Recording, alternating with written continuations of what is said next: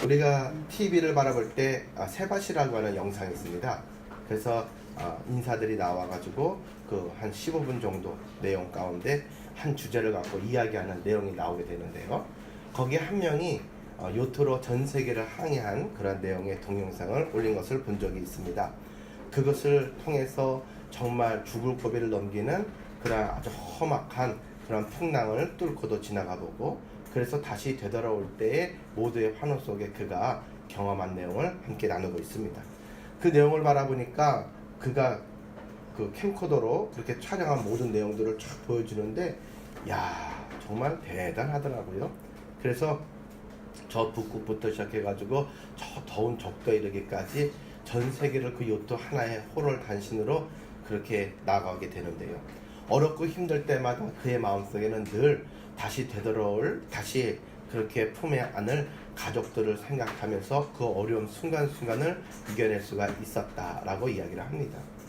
정말 죽다 살았는데요. 그런데 그 사람은 그때 그 순간을 아주 아름답고 소중하게 기억하고 그것을 통해서 더 큰 것을 얻었다고 이야기를 합니다. 우리의 인생 가운데 주님이 사랑하시는 성도의 삶이 희노애락이 있습니다.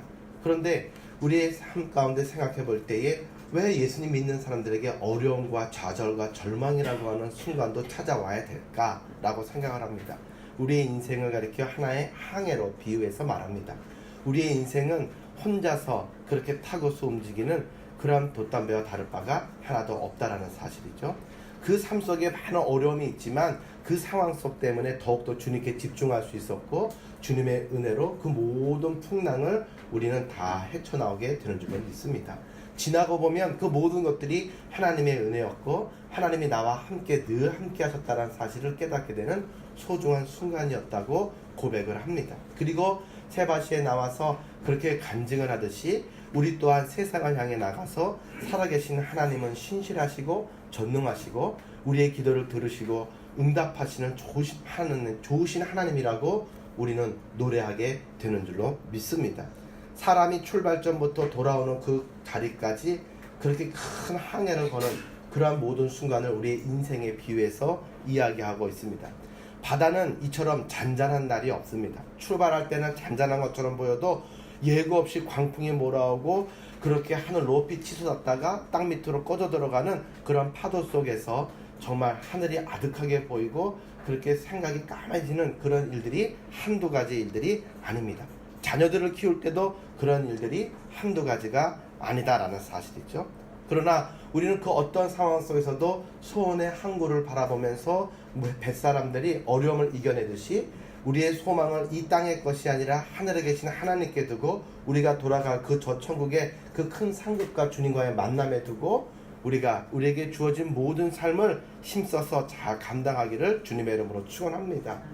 반드시 목적지가 있어야 됩니다. 목적지가 없는 인생은 참 불우한 인생이 되고 만다. 제가 군대에 갔습니다. 군대에 가가지고 이제 군대 생활하는데 병장이 아주 망나니처럼 행동을 합니다. 아주 그냥 보이는 게 없이 행동을 합니다. 그러다가 그가 제대의 나를 앞에 앉혀두고서는 상당히 엄청나게 얌전해지고 또 이렇게 기가 죽은 것을 바라봤습니다. 저 사람이 저럴 사람이 아닌데 저 최 병장님이 왜 저럴까? 그가 조용히 저를 찾아서 이야기합니다. 내가 지금까지는 마음대로 여기서 살았는데 내가 다시 내 삶의 자리, 내 부모님이 계시는 그 삶의 자리로 이제 제대에서 돌아갈 걸 생각하니까 눈앞이 캄캄하다. 사실 나는 내가 가장이고 돌아가면은 집안의 생계를 책임져야 되는데 나는 돌아갈 곳이 없다. 나는 학교도 없고 너처럼 돌아갈 학교도 없고 아무것도 없다. 그걸 생각하니 너무 막막하고 마음이 아프다. 잠시 잠깐 그 모든 것들을 잃어버리고 군대 안에서 그냥 내 마음대로 마음껏 살았지만은 이제 돌아가야 할 것 생각하니 너무 힘들다. 그런데 내가 너를 많이 괴롭혔는데 그때마다 너는 참 평안하게 모든 것을 감당하더라. 가만히 생각해봤다. 그랬더니 답은 네가 미쳤거나 아니면 네가 믿는 하나님이 정말로 너에게 평안을 주시거나 둘 중에 하나더라. 근데 내가 보니까 미친 건 아닌 것 같다. 이제 내가 내 삶의 자리로 돌아가서 막막한 걸 생각하니 마음이 잡히지 않으니까 네가 나를 위해서 이 시간 기도해 주면 좋겠다. 내가 그 하나님을 믿지 않지만 그 하나님이 네가 그 하나님의 이름으로 나를 위해서 기도해주면 나 또한 너와 같이 마음의 평안함을 누리고 돌아갈 수 있을 것 같다. 제가 사실은요, 말 같지 않은 상황 속에서 저를 너무나도 힘들게 했어요. 병장이 상병을 갖다가 마음대로 했으니까요. 그런데 왜 그렇게 했느냐? 교회 가는 거 꼴 보기 싫다고. 그래가지고 많은 다른 네모반의 친구들을 못 가게 하려고 타겟으로 잡은 게 저였어요. 근데 재미난 것은 뭐냐면 제가 주특기가 뭐였냐면 군종병이었습니다. 그것도 연대 군종병. 연대 군종병은요, 군대에서도 군인대 안에서도 이제 교회 가서 종교 생활하는 것을 허락해 준 사람이에요. 그런데도 못 가게 눈에 가시처럼 여기더라고요. 여러분, 세상 가운데 믿음의 생활을 할 때에 이렇게 눈에 가시처럼 여기고 우리를 힘들게 하고 우리를 핍박하고 조롱하는 사람들이 분명히 있을 수 있다는 사실을 여러분 기억하시기를 바랍니다. 직장에 가서도 네가 하나님을 믿냐? 똑바로 너부터 생활해라 이야기하면서 우리에게 공격해 들어오는 사람이 있습니다. 사실 생각해보면 양심대로 솔직하게 못 살았거든요. 그 사람이 이야기할 때 똑바로 믿어라, 이렇게 나를 전도하지 말고 너나 똑바로 믿어라, 네가 하나님을 믿냐, 이렇게 이야기하면 전도하려고 전도에 예수님의 이름을 꺼냈다가 다시 꼬리를 내리고 다시는 그 사람에게 전도하지 않고 말하지 않는 이들이 많습니다. 지사님, 왜 전도를 안 하십니까? 아니 글쎄 그 친구가 나에게 이렇게 이야기를 하는데 할 말이 없습니다. 그래서 너무 답답했어요. 왜 답답했을까요? 내가 이런 모습이기 때문에 하나님을 더욱더 믿는다. 내가 이런 모습이기 때문에 힘든데 예수님을 믿고 예수님께 기도하는 동안, 예배하는 동안은 마음의 평안을 느낀다. 나도 이런 내 모습이 싫다. 그래서 주님을 의지해서 내가 한 발 한 발 변하려고 나가고 있는 중이다라고 왜 이야기를 못 하셨습니까?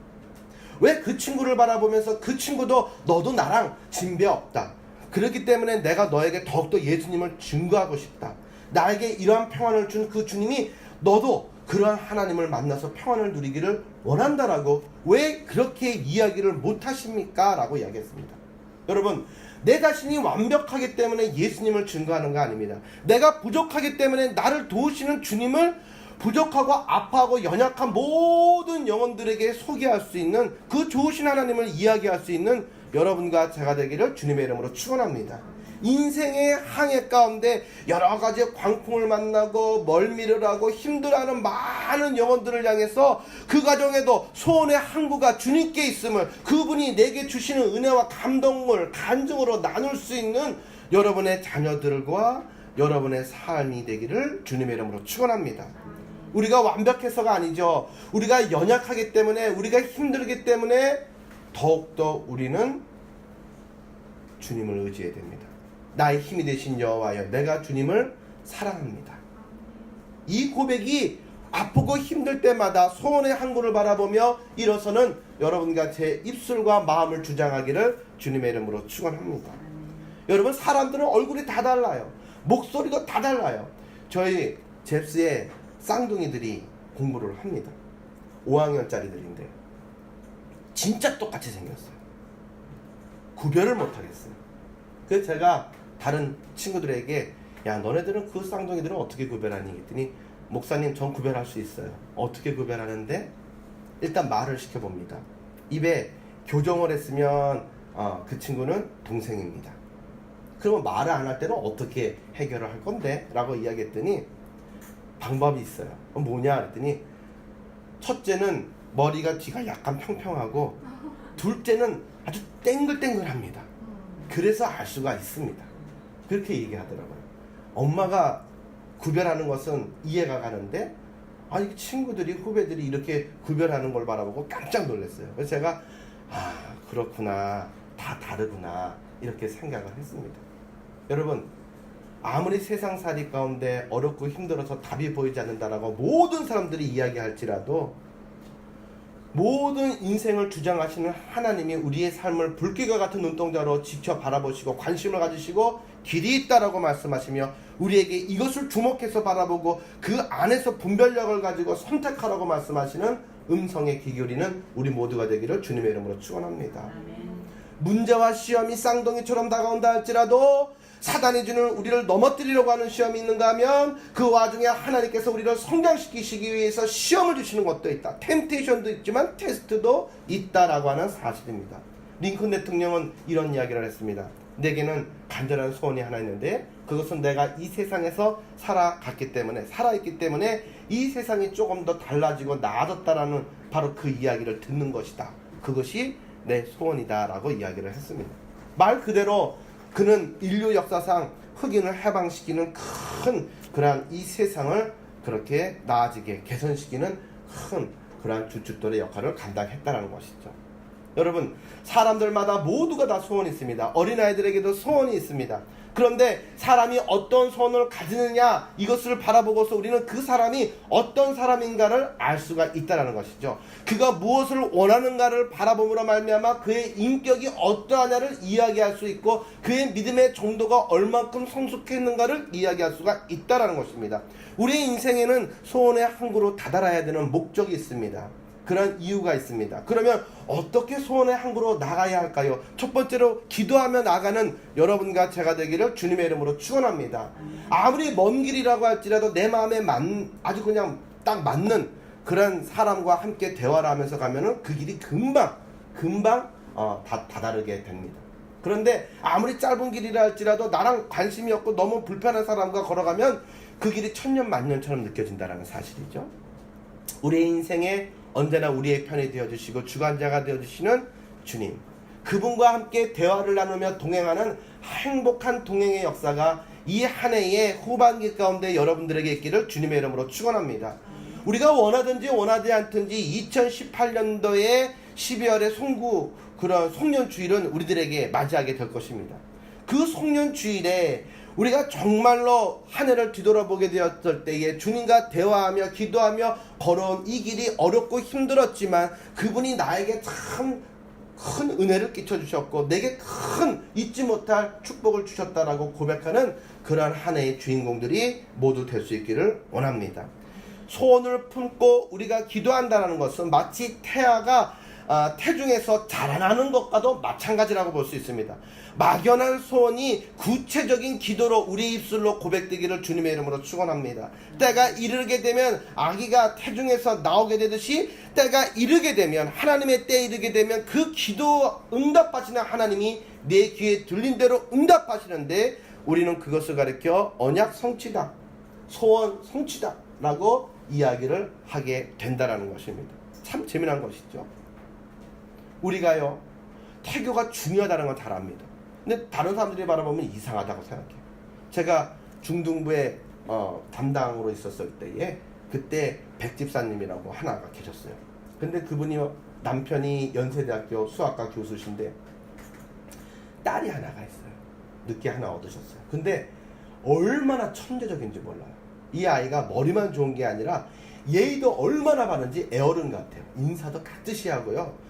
마치 이걸 바라보니까 장금이 같은 그러한 모습으로 그렇게 열심히 아주 신사임당 같은 그런 아이예요. 그래서 시집을 앞두고 있는 많은 처자들이 궁금하니까 쫓아가서 그 집사님에게 어떻게 하면 이런 아이를 낳을 수 있습니까? 하고 비결을 물었답니다.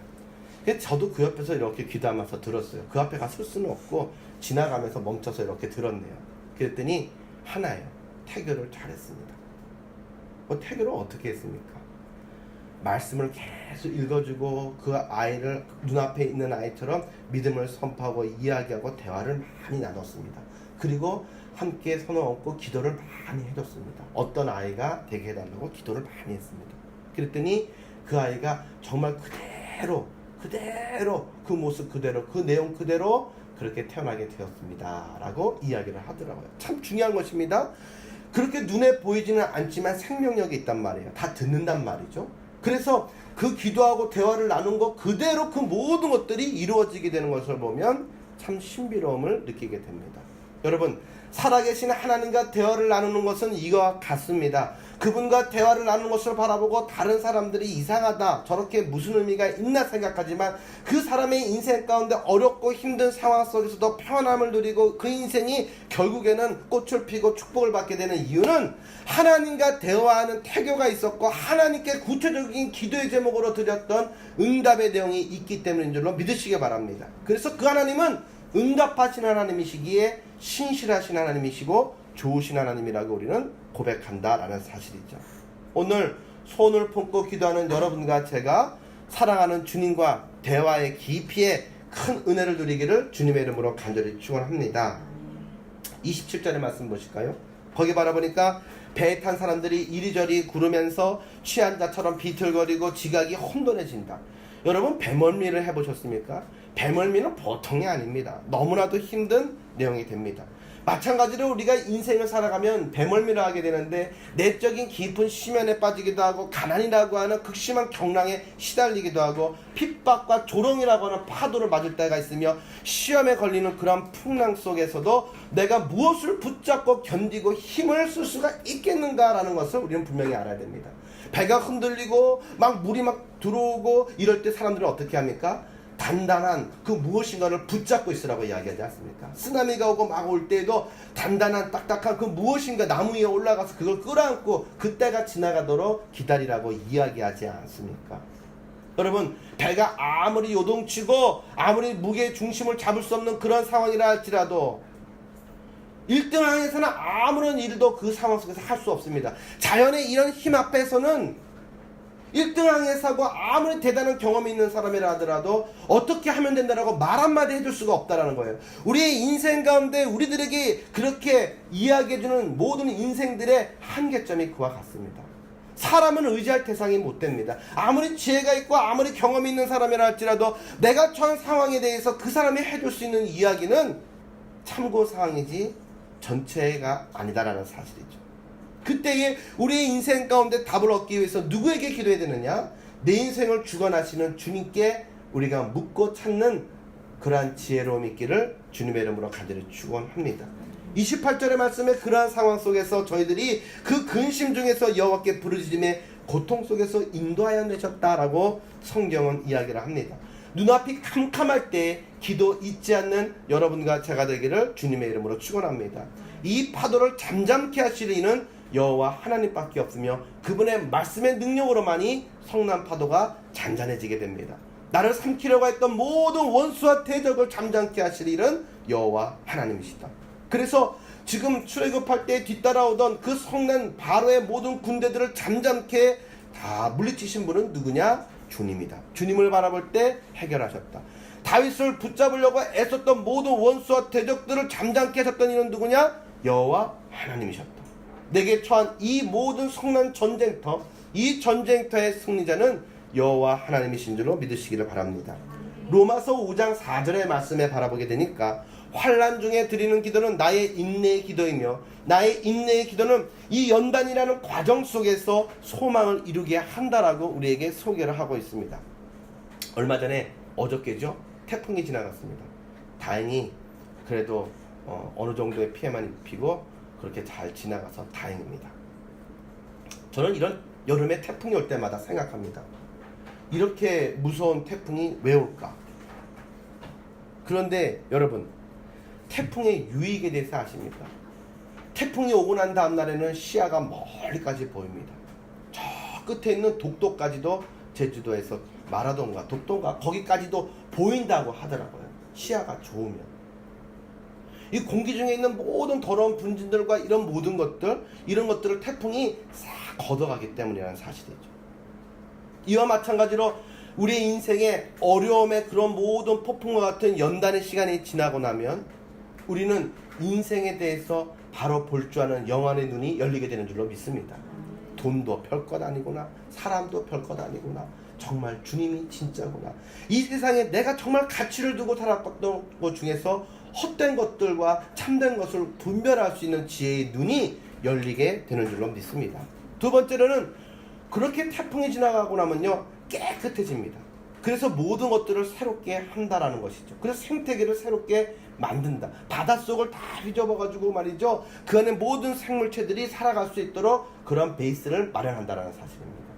내 심령 가운데 가라앉아 있던 모든 더럽고 추한 것들, 그 모든 죄들을 갖다가 다 회개하고 끄집어 나올 수 있도록 그렇게 이 시련의 태풍은 우리에게 기회를 제공한다라는 사실입니다.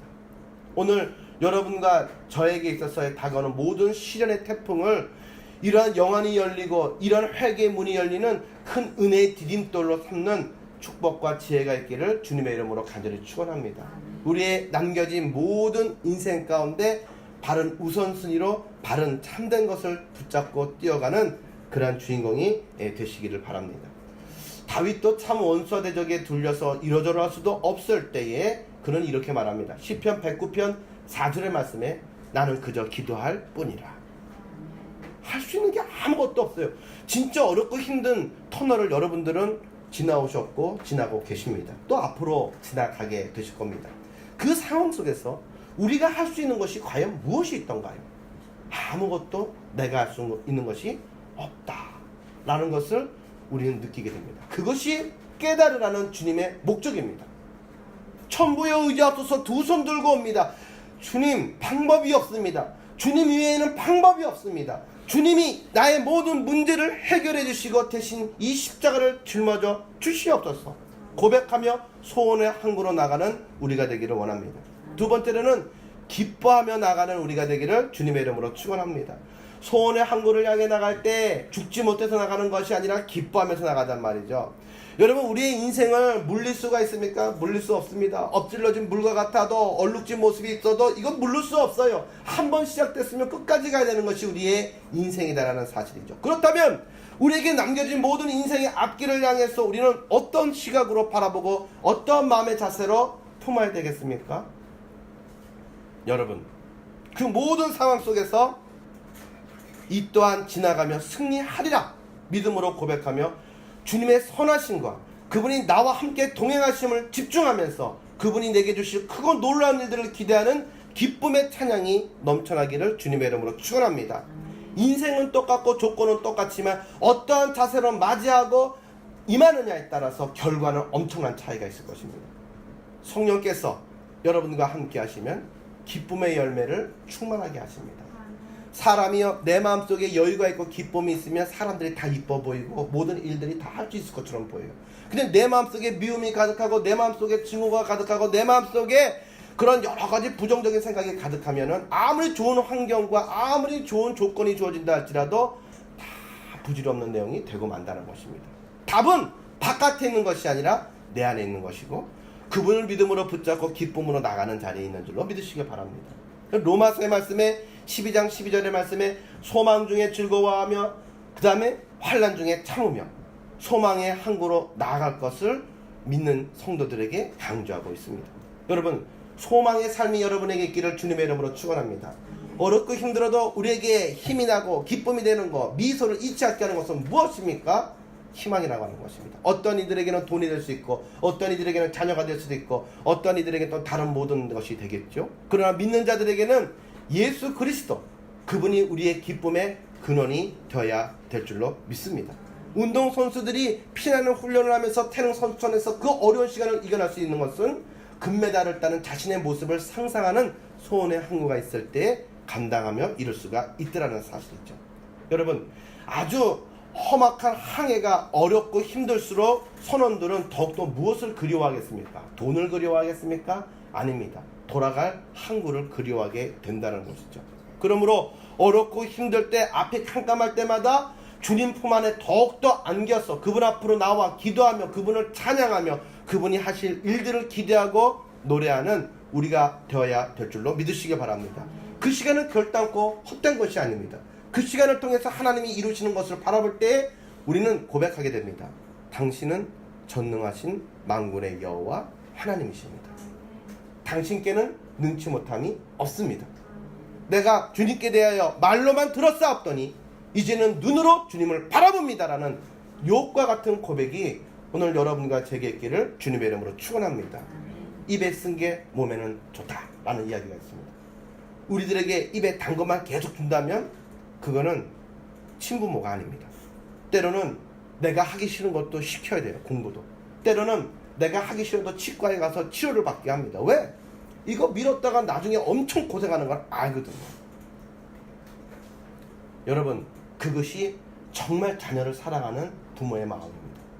하나님께서 우리를 정말 사랑하십니다. 우리를 미워하셔서 어려운 자리에 그렇게 방치하시는 것이 아니라 우리를 사랑하시기 때문에, 이 과정이 필요하기 때문에, 이 과정을 통해서 주님의 뜻을 깨달아야 하기 때문에, 더욱더 큰 꿈을 꾸어야 하기 때문에 주님은 우리와 동행하시며 우리를 위로하시는 중에 그 길을 함께 걸어가 주시는 줄로 믿으시기 바랍니다.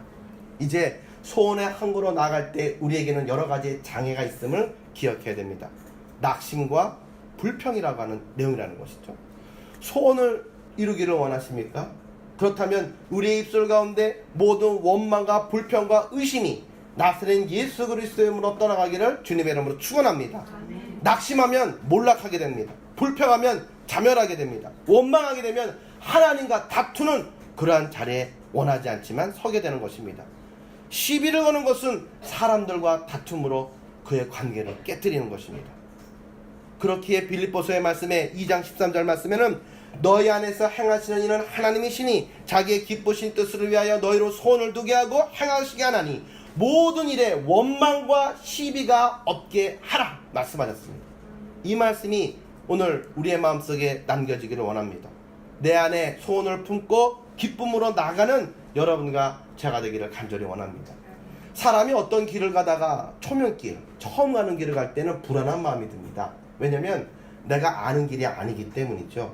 그래서 사람이 불안하고 초조해지게 되면 목적지에 다다르는 데 있어서 참 큰 장애물을 만나게 됩니다. 그래서 이 마음이 평안하고 즐겁다라고 하는 것은 소원의 항구인 목적지로 나가는 우리의 가장 중요한 심리적인 조건이 된다라는 사실입니다. 그렇기 때문에 우리에게 믿음을 주시는 주님께 더욱더 귀 기울이고 그 은혜를 사모하는 우리 모두가 되기를 간절히 원합니다. 항해를 할 때에 큰 어떤 장애물보다는 작은 유빙들, 그러니까 빙산의 조각들, 물속에 있는 그 겉에는 조그만 것밖에 안 보여서 모르지만 사실상 그게 제일 위험한 유빙들이 많다는 거죠. 타이타닉이 이 유빙을 우습게 봤다가 거기에 걸려서 침몰하지 않았습니까? 왜 그렇습니까? 레이더에 크게 안 걸리기 때문입니다. 시야에 크게 안 보이기 때문이죠. 작은 문제들이 그러합니다. 그래서 이쯤이야 하고 넘어가다가 큰 코 다치는 것입니다. 여러분, 기도의 제목은요, 크고 작건 간의 모든 것을 주님 앞에 갖고 내려놓는 은혜가 있기를 주님의 이름으로 축원합니다. 이 딸들을 보니까 엄마랑 같이 대화를 나눌 때 그 큰 내용도 있지만 자그마한 내용까지도 여자들 얘기들은 다 얘기를 하더라고요. 그러면서 엄청난 공감대와 함께 행복하고 위로를 서로 주거니 받거니 하고 유대관계가 그렇게 잘 맺을 수가 없습니다. 옆에 듣다가 뭐 저런 이야기까지 그렇게 대단하게 그렇게 하시나 이런 생각이 막 들어요. 근데 그게 그렇게 재밌고 까까거리고 좋아요. 근데요, 어느 때는요, 나도 저렇게 얘기할 수 있는 대상이 있으면 좋겠다, 외롭다 라는 느낌을 받을 때가 있습니다. 여러분, 우리가 점점 지위가 올라가고 나이가 들면 들수록 외로워지고 함께 이야기를 나눌 수 있는 대상이 없어져요. 소원의 항구로 믿음의 레이스를 같이 걸어가는 데 있어서 함께 대화를 주고받을 수 있고 공감할 수 있고 함께 서로를 위해서 기도해 줄 수 있는 삼겹줄의 기도의 관계가 여러분들에게 열리기를 주님의 이름으로 간절히 축원합니다. 이제 말씀을 마치고자 합니다. 사람이 소원이 있을 때와 소원이 없을 때 그 삶의 자세와 모든 내용이 완전히 달라진다는 것을 우리는 잘 압니다. 사람이 간절한 소원이 있을 때는 자세와 행동과 말이 달라지게 된다라는 사실이죠.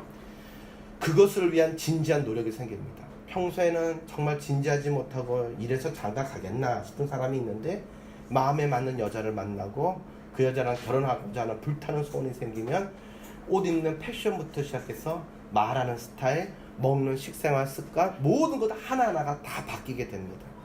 뜨거운 소원이 있어야 기도가 뜨겁게 나옵니다. 열정적인 인생이 펼쳐지게 됩니다. 오늘 여러분과 저의 마음을 사로잡을 수 있는 대상은 누구입니까?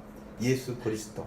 그분을 온전히 사랑하고 그분을 위해서, 그분을 소유하기 위해서 내 모든 생각과 말과 행동과 모든 것들을 아낌없이 바꾸는 그러한 과감한 결단, 또 그 열매, 그 사랑의 행복이 여러분과 제게 있기를 주님의 이름으로 간절히 축원합니다.